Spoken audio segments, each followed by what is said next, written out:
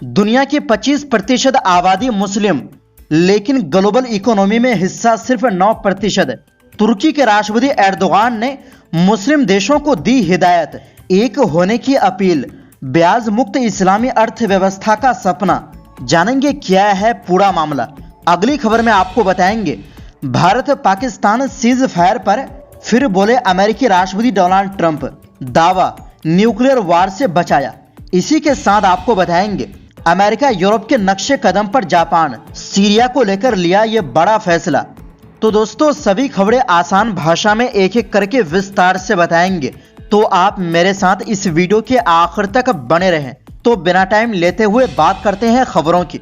जी हां दोस्तों, तुर्की के राष्ट्रपति रजब तैयब एर्दोगान ने 30 मई 2025 को इस्तांबुल में हुए ग्लोबल इस्लामिक इकोनॉमी समिट में मुस्लिम देशों की आर्थिक हालत पर चिंता जताई।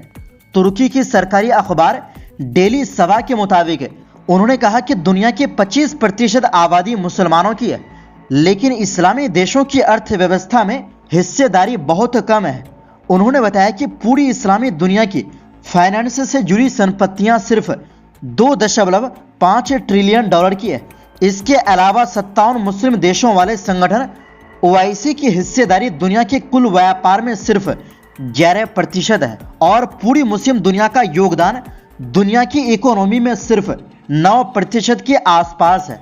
एर्दोगान ने कहा कि इतनी बड़ी जनसंख्या के बावजूद मुस्लिम देशों की आर्थिक ताकत बहुत कम है, जबकि इसमें बहुत ज्यादा संभावनाएं हैं।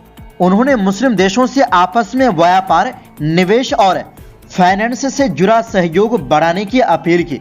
डेली सभा के मुताबिक एर्दोगान ने हमेशा की तरह एक बार फिर सूद यानी ब्याज पर चलने वाले सिस्टम की आलोचना की। उन्होंने कहा कि ब्याज वाला सिस्टम अमीरों को और अमीर बनाता है और गरीबों को कर्ज और गरीबी में धकेलता है।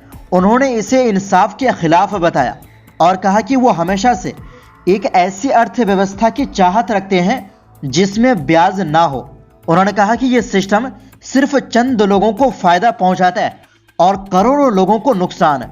उन्होंने बताया कि तुर्की ने 2023 में एक नया आर्थिक प्लान शुरू किया था ताकि महंगाई पर काबू पाया जा सके।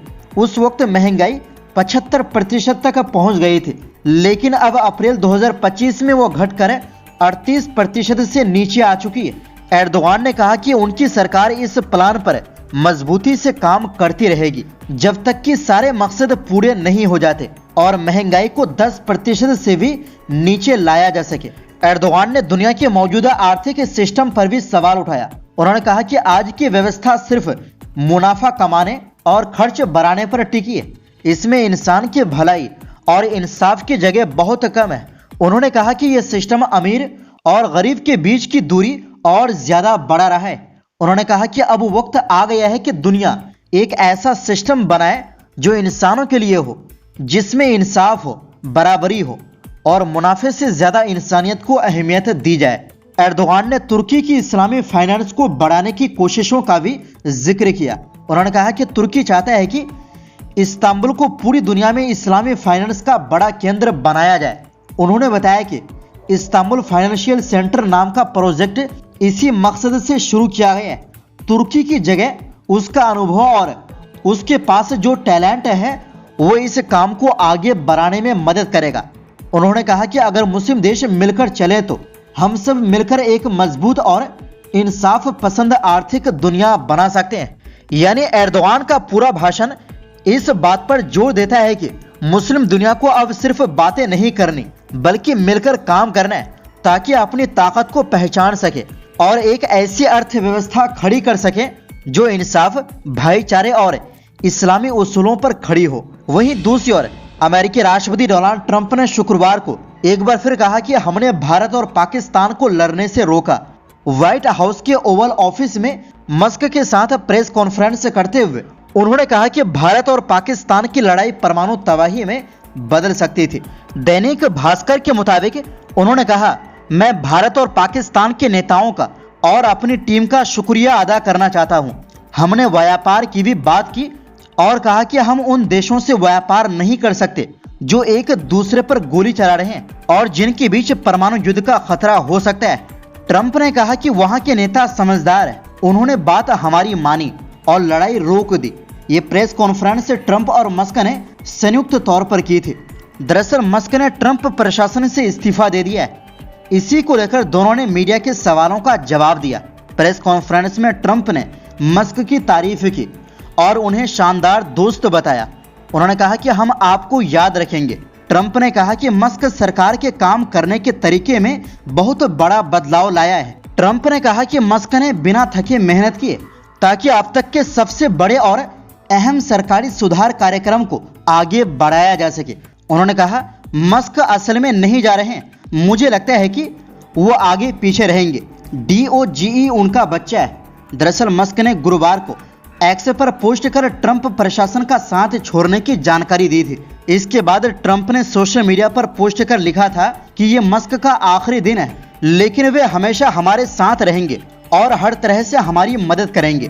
प्रेस कॉन्फ्रेंस में मस्क ने कहा ये DOGE का अंत नहीं बल्कि वास्तव में शुरुआत है। हम ट्रंप को सलाह देना जारी रखेंगे। मैं यहां आना जारी रखूंगा। मैं राष्ट्रपति का दोस्त और एडवाइजर बना रहूंगा। वहीं दूसरी ओर अनादोलु एजेंसी की रिपोर्ट के मुताबिक जापान की सरकार ने शुक्रवार को सीरिया पर लगे कुछ प्रतिबंधों को आंशिक रूप से हटाने का फैसला किया है। इस कदम के साथ जापान अब यूरोपीय यूनियन और अमेरिका के नक्शे कदम पर चल पड़ा है, जो पहले ही सीरिया पर से धीरे धीरे प्रतिबंध हटाना शुरू कर चुके हैं। जापान के मंत्रिमंडल ने इस फैसले को मंजूरी दे दी है। जापान की सरकारी प्रसारण संस्था NHK के अनुसार अब 4 सीरियाई बैंकों को उन संस्थानों की सूची से हटा दिया गया जिनकी संपत्तियों को पहले फ्रीज किया गया था। अल जजीरा के मुताबिक इन बैंकों के नाम है industrial bank, popular credit bank, savings bank, agriculture cooperative bank. Japan सरकार के मुख्य सचिव हायाशी योशिमासा ने पत्रकारों से बात करते हुए बताया कि यह फैसला सरकार ने सोच समझकर लिया है। उन्होंने कहा कि यह कदम सीरिया में सकारात्मक प्रयासों को समर्थन देने और वहां की जनता की जिंदगी बेहतर बनाने के मकसद से उठाया गया है, जो सालों की जंग और संकट से बहुत परेशान है।